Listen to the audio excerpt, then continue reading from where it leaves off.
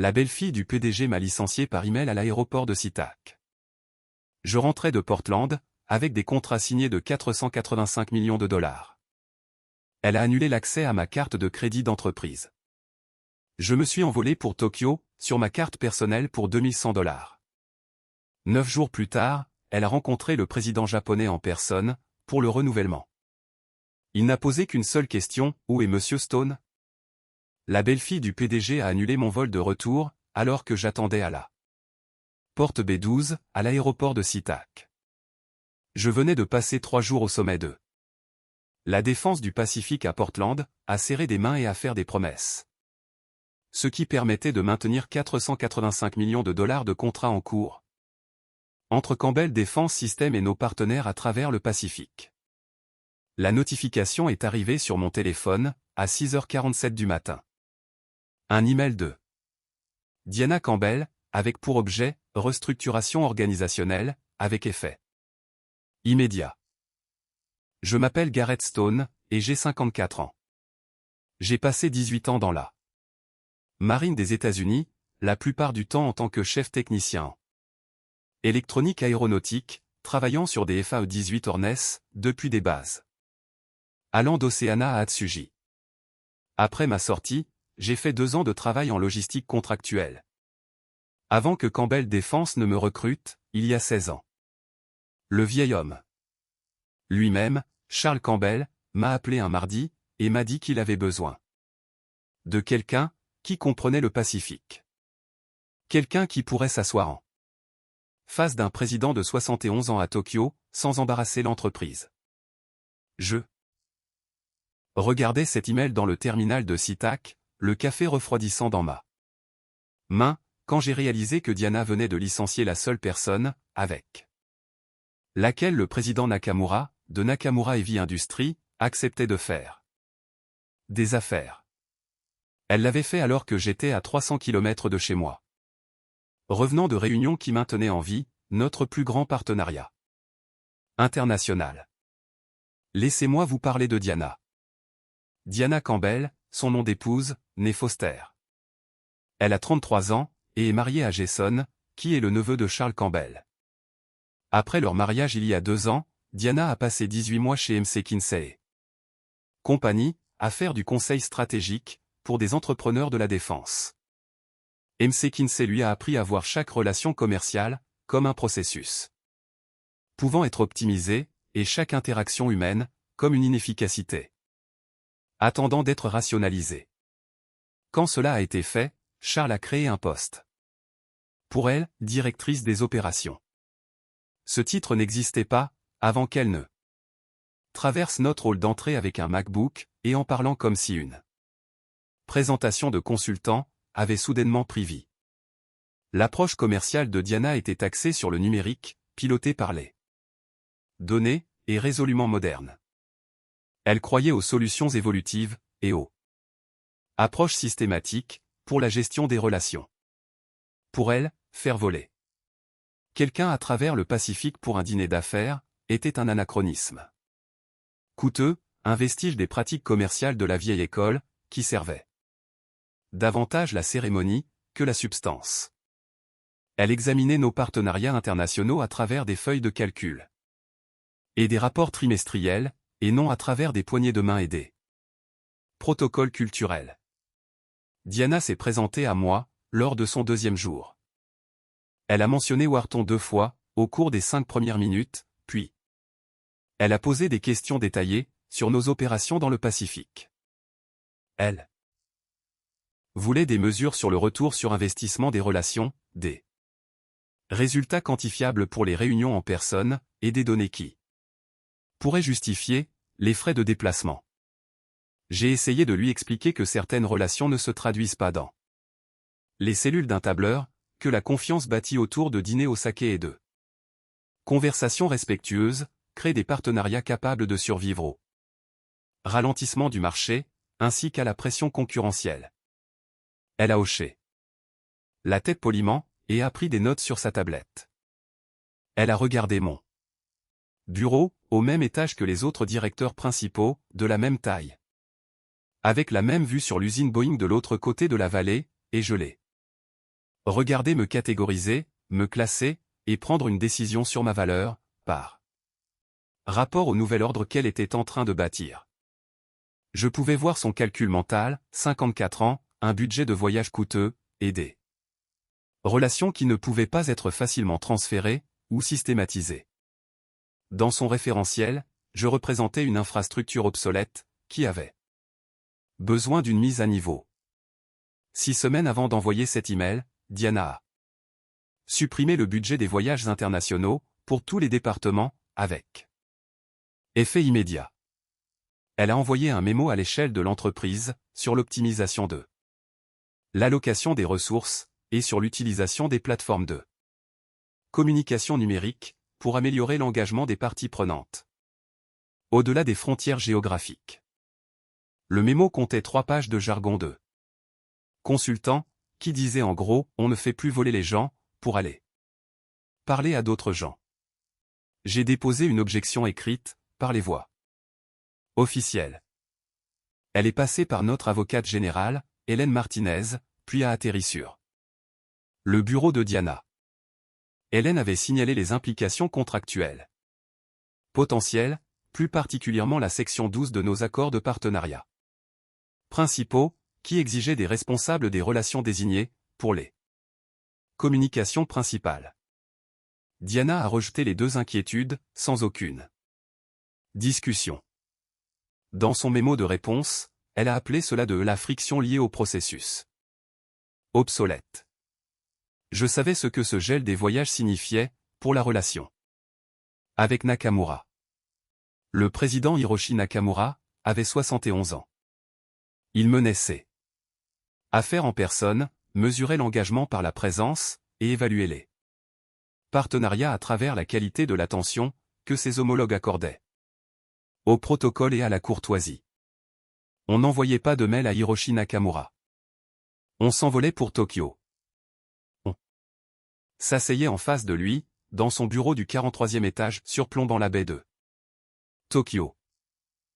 On présentait sa carte de visite à 2 mains, avec une légère inclinaison, les yeux rencontrant les siens brièvement, avant de détourner le regard avec respect. On attendait qu'il prenne la parole en premier. On prononçait son nom correctement, 4 syllabes, l'accentuation sur la deuxième, car il remarquerait la différence, et il s'en souviendrait. Je le savais, parce que j'avais passé 16 ans à l'apprendre, et 3 ans avant cela à vivre au Japon, pendant que j'étais en poste à l'installation aéronavale d'Atsugi, travaillant sur l'électronique des avions, et apprenant que le respect a un protocole, et que le protocole a un sens. Les Japonais ne séparent pas la courtoisie de la compétence, de la manière dont les Américains le font parfois. Pour eux, la façon dont vous vous comportez, reflète le sérieux avec lequel vous prenez la relation, et le sérieux avec lequel vous prenez la relation, reflète le sérieux avec lequel vous prenez les affaires. Le matin où je devais rentrer de Portland, je transportais des amendements signés à notre accord-cadre de service, soit 485 millions de dollars en système radar naval, et encore 180 millions en mise à niveau avionique. Le genre de chiffres qui permettent à un entrepreneur de la défense comme Campbell de rester en affaires, et le genre de relations qui prennent des décennies à se construire. L'email de Diana comptait 3 paragraphes de charabia d'entreprise, réalignement stratégique, architecture de communication. Centralisé, effectif à la réception. Nulle part il ne prononçait le mot licencié, mais c'était pourtant bien ça. Elle m'a renvoyé par email, alors que j'étais dans un aéroport, à 300 kilomètres de chez moi, portant des contrats qui représentaient le partenariat international le plus précieux de l'histoire de Campbell. J'ai fermé mon ordinateur portable, bu le café froid, appelé United, et j'ai changé mon billet pour Tokyo. Si vous avez déjà été licencié par quelqu'un qui ne comprenait pas ce que vous faisiez dans la vie, vous savez de quoi je parle. Si ce n'est pas le cas, estimez-vous heureux. J'ai besoin de vous dire ce que ce travail m'a coûté, parce que c'est là-dessus que Diana comptait. Elle s'était dit que le prix à payer pour partir était trop élevé pour un homme comme moi. Elle s'était dit que j'étais pris au piège par mes propres choix, et par les obligations financières, qui accompagnent le fait d'avoir 54 ans en Amérique. Mon ex-femme s'appelle Karen. Nous avons divorcé il y a 4 ans, quand Jean avait 50. Le mariage ne s'est pas terminé parce que l'un de nous était cruel, ou infidèle, ou malhonnête. Il s'est terminé, parce que je n'étais jamais là. J'étais à Tokyo, j'étais à Séoul, j'étais dans un vol de nuit de retour d'une négociation de contrat, pendant que Karen préparait à nouveau un dîner pour une seule personne, regardait des séries Netflix que je ne verrais jamais, et allait se coucher dans une maison qui ressemblait davantage à un hôtel que je visitais de temps en temps. Karen a essayé pendant des années de faire fonctionner les choses. Elle planifiait des vacances autour de mon emploi du temps de voyage, seulement pour voir des réunions d'urgence surgir à Singapour, ou des amendements de contrat urgents, qui nécessitaient des discussions en face à face à Osaka.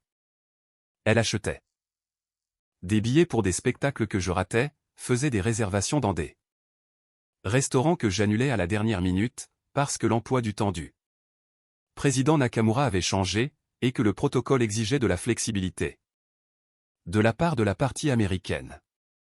Elle vit à San Diego maintenant, et travaille pour la commission du port, à gérer la logistique des expéditions internationales.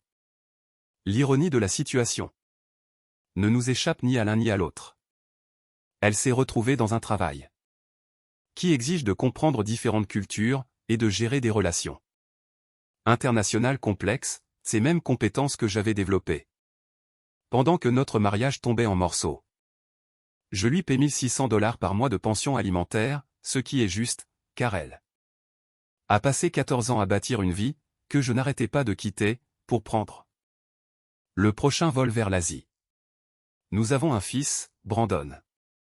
Il a 18 ans, il est en dernière année de lycée, et s'est engagé à jouer au baseball, à l'université de Washington. Une bourse complète, ce qui est une bonne chose, car l'université coûte aujourd'hui le prix que coûtait autrefois une maison, et je n'étais pas sûr de pouvoir gérer à la fois les frais de scolarité et la pension, avec ce que Campbell me payait. Brandon est lanceur, droitier, avec un bon contrôle, et intelligent pour lire le jeu des batteurs. Ce n'est pas celui qui lance le plus fort dans son équipe, mais c'est le plus régulier. Brandon a lancé lors des demi-finales de l'État il y a 3 mois, 7 manches, a concédé 4 coups sûrs, et a éliminé 9 joueurs au marbre. Son entraîneur de lycée a qualifié cela de meilleure performance qu'il ait vue de la part d'un élève de terminale, en 20 ans de coaching. Karen m'a envoyé la vidéo sans aucun commentaire. Pas de SMS, aucune explication. Elle n'avait rien besoin de dire. Le siège vide derrière le marbre, visible dans le cadre à 47 secondes d'enregistrement, disait tout. Je l'ai regardé à 2 heures du matin, dans une chambre d'hôtel abusant, plissant les yeux sur mon téléphone, pendant que mon gamin lançait des balles rapides, devant un public qui n'incluait pas son père. C'était ça le sacrifice. Pas un seul instant, mais 16 ans d'instant. Chaque vol, chaque réunion, chaque nuit passée dans un pays situé à 14 fuseaux horaires. Des matchs de la petite ligue, des pièces de théâtre de l'école, et des conversations qui transforment un garçon en un homme. Mais j'avais construit quelque chose avec ces heures, quelque chose de réel, quelque chose qui comptait. Bien au-delà des rapports de résultats trimestriels, et des fluctuations du cours des actions. Quelque chose que Diana Campbell comprenait à peu près aussi bien qu'elle comprenait la physique quantique. Il y a 7 ans, Campbell et Nakamura ont signé un accord cadre de partenariat. J'ai la copie originale signée, qui m'a été remise par Charles Campbell en personne, lors du dîner de signature à Tokyo. Charles avait 65 ans à l'époque, il était encore vif, et toujours impliqué personnellement dans les relations, qui faisaient le succès de son entreprise. Il m'a tendu ce document dans une salle à manger privée, surplombant le port de Tokyo, et a dit « Ceci représente tout ce que nous avons construit ensemble. Garrett. Garde-le en sécurité. » La section 12, paragraphe D de cet accord, contient ce que les avocats appellent une clause d'agent de liaison désigné. Elle stipule que toutes les communications principales, les négociations de contrats et les discussions stratégiques entre les deux sociétés doivent être menées par, ou approuvées par, le responsable des relations désigné. Il s'agissait de moi. Tout changement de cette désignation nécessite un préavis écrit de 90 jours à Nakamura Heavy Industries, ainsi qu'un accusé de réception écrit du bureau du président. Ce ne sont pas des tracasseries bureaucratiques. C'est la reconnaissance que les relations d'affaires, particulièrement celles-là, l'international, se construisent entre des personnes, et non des organisations. Le président Nakamura ne fait pas confiance à Campbell Defense Systems. Il me fait confiance. Il a passé 16 ans à observer comment je me comporte, comment je respecte ses protocoles, et comment j'honore mes engagements. La clause garantit que cette confiance ne soit pas perturbée par des remaniements internes de l'entreprise, ou par des changements de personnel, effectués par des gens qui ne comprennent pas ce qu'ils risquent. Diana n'a jamais lu la section 12. Hélène Martinez, notre avocate générale, l'a signalé 2 fois par écrit. Les 2 mémos ont atterri sur le bureau de Diana, avec des drapeaux rouges de priorité, et des demandes de réunion de suivi. Diana a appelé cela de la friction liée au processus obsolète, dans sa réponse. Elle a répondu que les partenariats modernes ne devaient pas dépendre de relations individuelles. Que les modèles commerciaux durables nécessitent des approches systématiques, capables de survivre aux transitions de personnel. Elle avait tort sur tout ce qui importait, mais elle avait absolument raison sur un point. Elle était sur le point de créer une transition de personnel. J'ai terminé mon vol pour Tokyo, j'ai atterri à Narita à 15h15 heure locale, j'ai pris le train express pour aller en ville, et je me suis enregistré dans le même hôtel que j'utilisais depuis 8 ans. L'hôtel impérial, traditionnel mais pas ostentatoire. Le genre d'endroit qui comprend la différence entre le service et la servilité. J'ai dîné seul au restaurant de l'hôtel, je me suis couché tôt, et je me suis réveillé à 6 heures du matin, pour rencontrer Kenji Nakamura. Kenji est le fils du président Nakamura, il a 41 ans, et c'est l'héritier présomptif à la direction de l'entreprise. Il parle un anglais parfait, a passé 2 ans à Wharton pour obtenir son MBA, le même programme que Diana avait suivi, bien que 5 ans plus tôt. Mais contrairement à Diana, Kenji comprenait qu'une formation commerciale américaine n'était qu'un outil, et non un substitut à la sagesse culturelle, qui avait bâti l'empire de son père. J'ai rencontré Kenji à 8 heures du matin, dans le bureau de son père.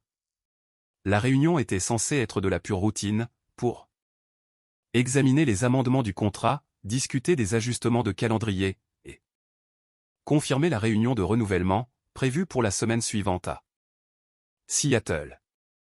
Au lieu de cela, je me suis retrouvé à expliquer pourquoi j'avais été licencié par quelqu'un qui n'avait jamais rencontré son père, qui n'avait jamais mis les pieds au Japon, et qui, apparemment, n'avait jamais lu l'accord de partenariat qui régissait notre relation.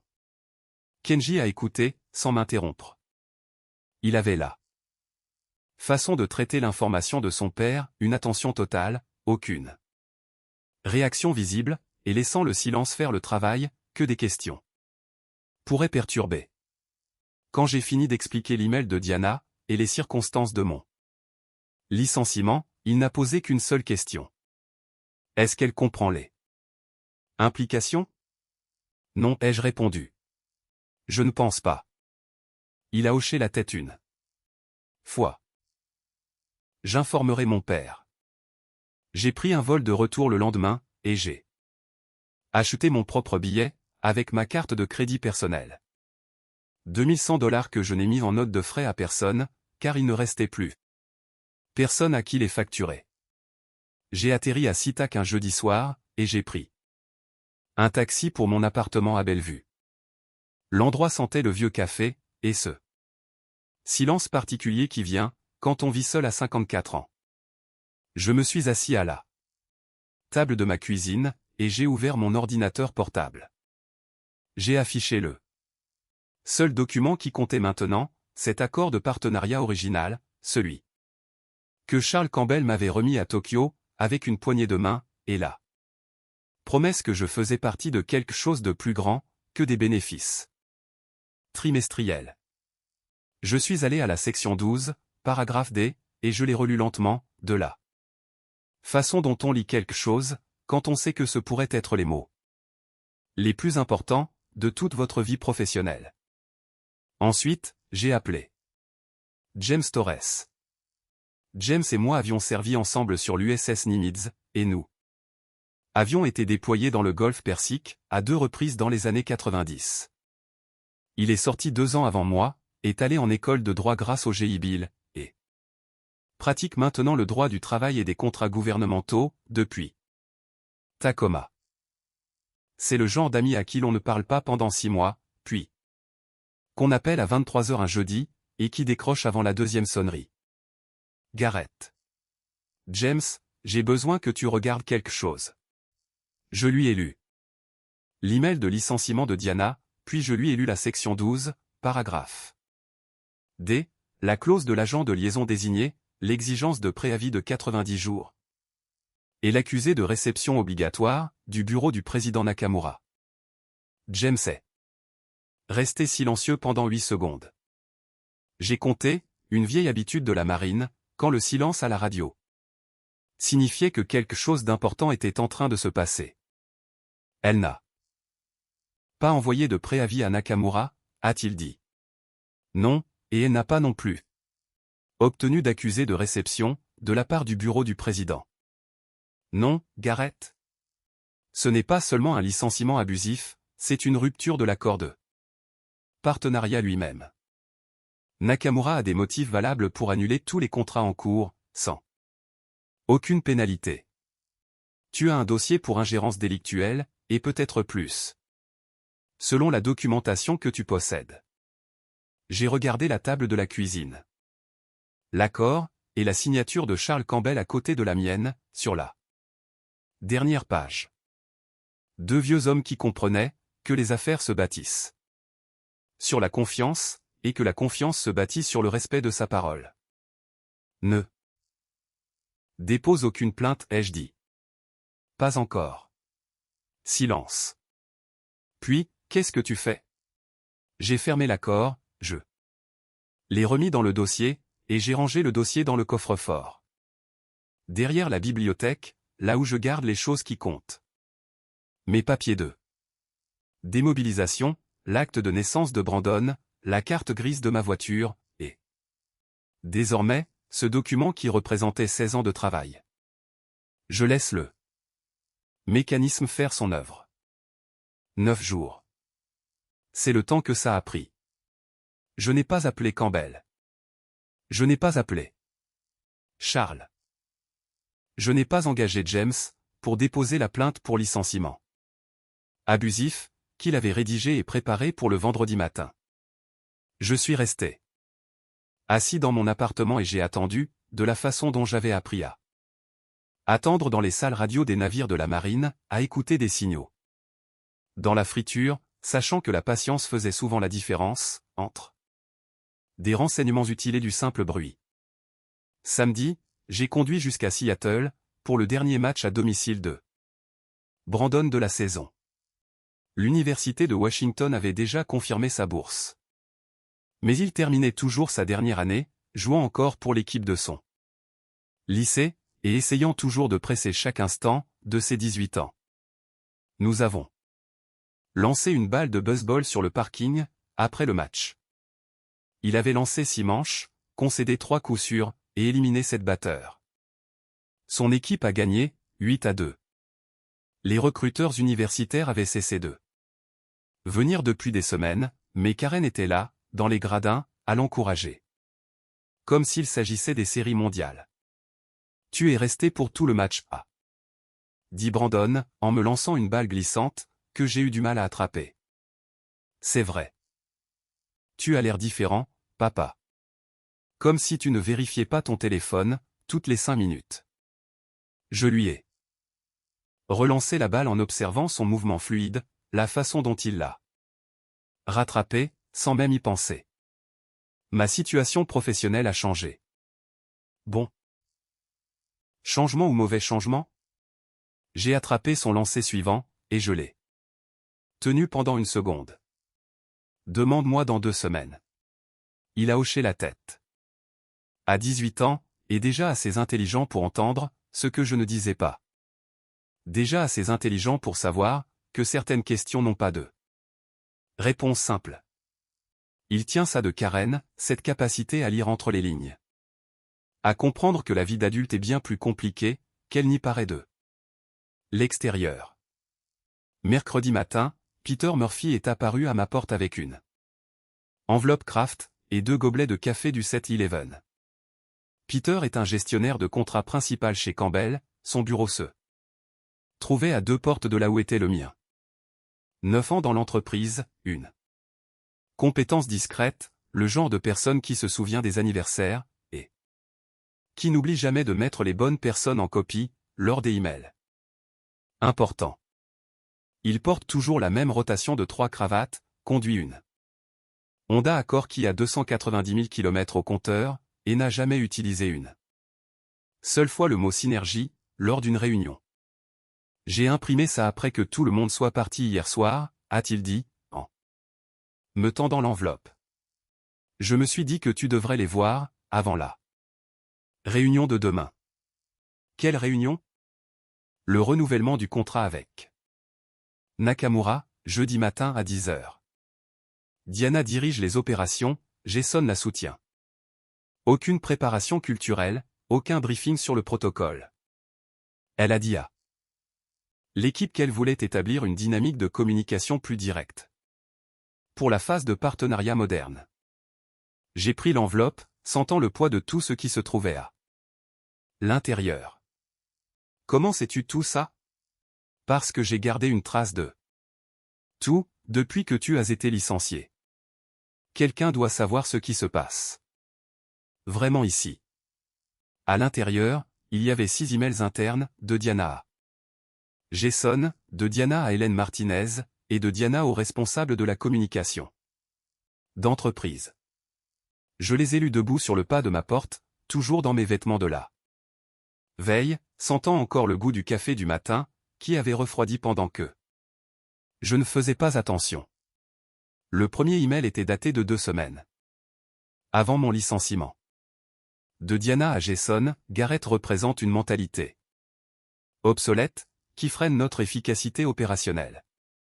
La relation avec Nakamura doit être centralisée sous des protocoles de gestion modernes. Un point de contact unique, une communication axée sur le numérique, et des résultats mesurables. Fini de faire voler quelqu'un à travers le Pacifique. Chaque trimestre, pour l'entretien de relations qui pourraient être gérées, par visioconférence et par des rapports systématiques. Le deuxième, était là. Réponse de Diana au mémo juridique d'Hélène Martinez, concernant la section 12. Hélène, j'ai examiné vos inquiétudes concernant la clause de l'agent de liaison. C'est exactement le type de friction contractuelle dépassée, que j'ai été amené à éliminer. Nous ne pouvons pas permettre à des termes d'un accord vieux de 7 ans, de dicter nos capacités opérationnelles actuelles. Le monde des affaires a évolué. Aller de l'avant, comme prévu. Le troisième email était celui qui m'a dit tout ce que j'avais besoin de savoir sur la façon dont Diana me voyait. De Diana à Jason, envoyé le matin de mon licenciement à 6h12, soit 35 minutes. Avant qu'elle ne me renvoie par email. Garrett ne s'opposera pas à cette décision. Il a 54 ans, est divorcé, paie une pension alimentaire importante, et a besoin de stabilité de revenus. Les hommes de son âge n'ont pas de multiples options dans le secteur de la défense. Il se plaindra à un avocat spécialiste du droit du travail, fera peut-être un peu de bruit sur les indemnités de départ. Mais il acceptera un arrangement discret, parce que ses obligations financières l'exigent. Nous lui offrons l'indemnité standard, et nous passons à autre chose. J'ai lu cet email 3 fois, debout sur le pas de ma porte, tandis que la matinée devenait plus froide, tout autour de moi. 54 ans, pris au piège financièrement. Aucune autre option. C'est ainsi qu'elle me voyait. C'est sur ça qu'elle comptait. Tu vas bien, a demandé Peter. Je suis exactement ce que j'ai toujours été, ai-je dit. Elle ne sait juste pas encore ce que c'est. Le jeudi est arrivé. Je sais ce qui s'est passé dans cette salle de conférence. Parce que Peter m'envoyait des mises à jour par SMS toutes les quelques minutes.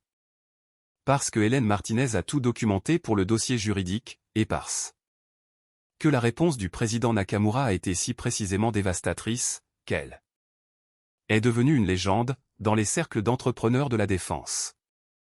La réunion était programmée pour 10 heures. Dans la salle de conférence exécutive de Campbell, au 22e étage. Une table en acajou qui coûtait plus cher que la voiture de la plupart des gens, et des bails vitrés du sol au plafond, face au Mont Rainier. Diana avait commandé des fleurs fraîches, des roses rouges arrangées dans un vase en cristal, et non les chrysanthèmes blancs, que le bureau du protocole de Nakamura prévoyait toujours pour les réunions à Tokyo. Elle ne savait pas que les fleurs ont une signification dans la culture des affaires japonaises, que les couleurs véhiculent des messages, et que les détails comptent bien plus que les intentions. Le président Hiroshi Nakamura est arrivé à 9h45. Un costume bleu marine foncé, il voyageait avec Kenji, son fils, ainsi qu'un traducteur dont il n'avait techniquement pas besoin, mais qui l'amenait. Toujours parce que la formalité a une structure, et que la structure démontre du respect. Il portait ses cartes de visite dans un étui en argent qui avait appartenu à son père, s'attendant à ce qu'elles soient reçues avec les deux mains, une légère inclinaison, et la reconnaissance appropriée de la relation qui s'établissait. Diana l'a rencontré dans le hall d'entrée. Un tailleur gris anthracite, des talons qui claquaient efficacement sur le marbre, et la poignée de main déjà prête, avant même que les portes de l'ascenseur ne s'ouvrent. Elle a tendu une main, dans le style de salutation typique des affaires américaines. Nakamura a fait une pause d'exactement 2 secondes, assez longtemps pour que quiconque regardant puisse comprendre que quelque chose n'allait pas, puis il a serré sa main une fois, brièvement, et n'a rien dit.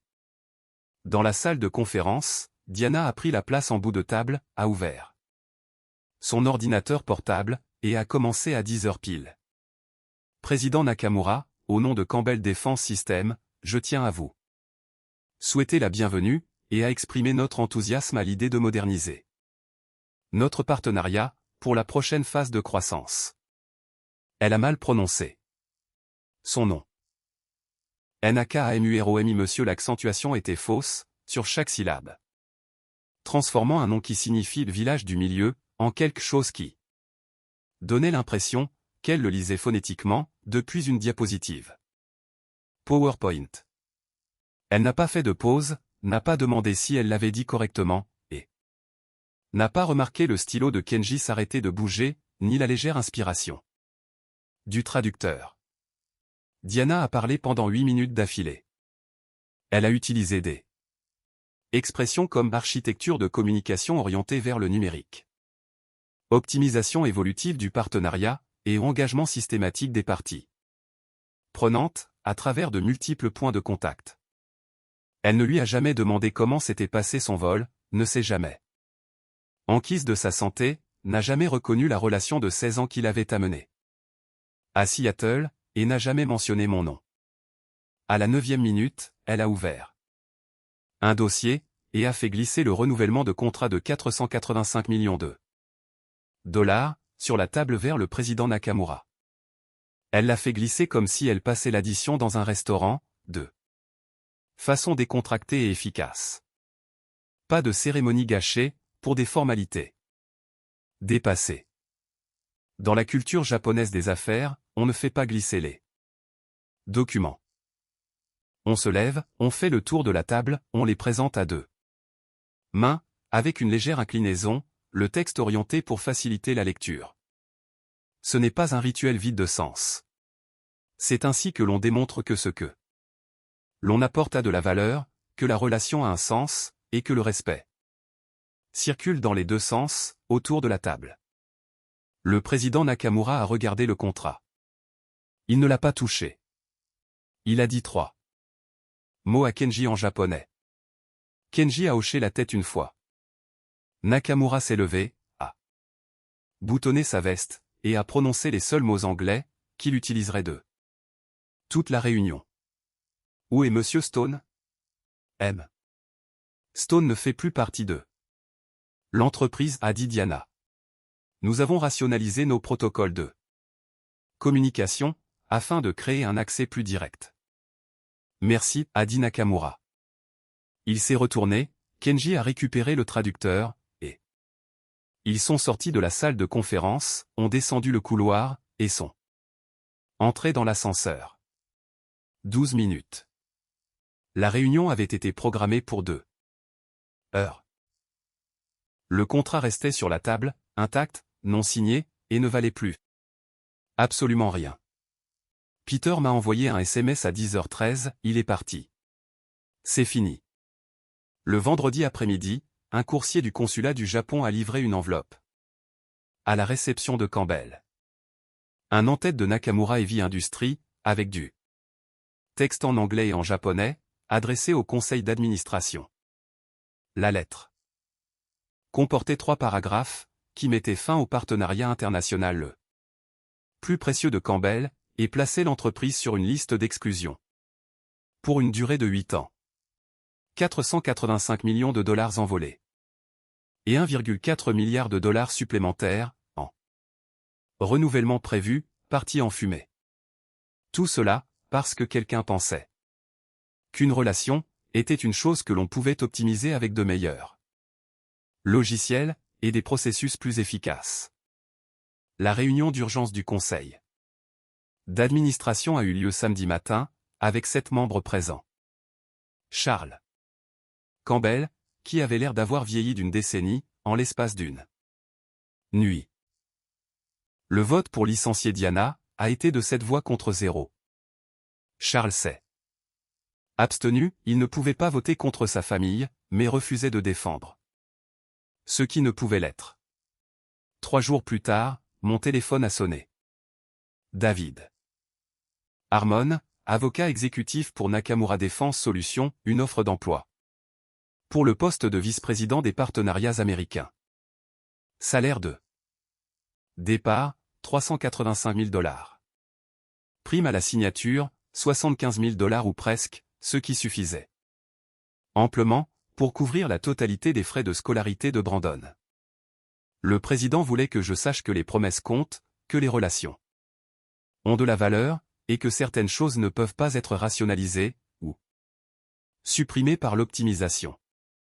J'ai accepté. Brandon joue maintenant au baseball, à l'université de Washington. J'assiste à la plupart de ses matchs. Assis derrière le marbre là où les pères sont censés s'asseoir, regardant mon gamin lancer face à des batteurs, qui ne sauront jamais à quel point il s'en est fallu de peu, pour qu'il y ait un siège vide à la place. Si vous avez déjà été sous-estimé par quelqu'un, qui confondait un titre avec la compétence, et qui pensait que l'expérience n'était qu'une inefficacité coûteuse, vous savez ce que l'on ressent. Parfois, la meilleure des vengeances n'est pas de riposter. C'est laisser les gens montrer exactement qui ils sont. Puis s'écarter de leur chemin, pendant qu'ils le font. Certains mécanismes fonctionnent mieux, lorsqu'on n'y interfère pas. Et parfois, la justice se rend d'elle-même, si l'on est suffisamment patient, pour la laisser faire.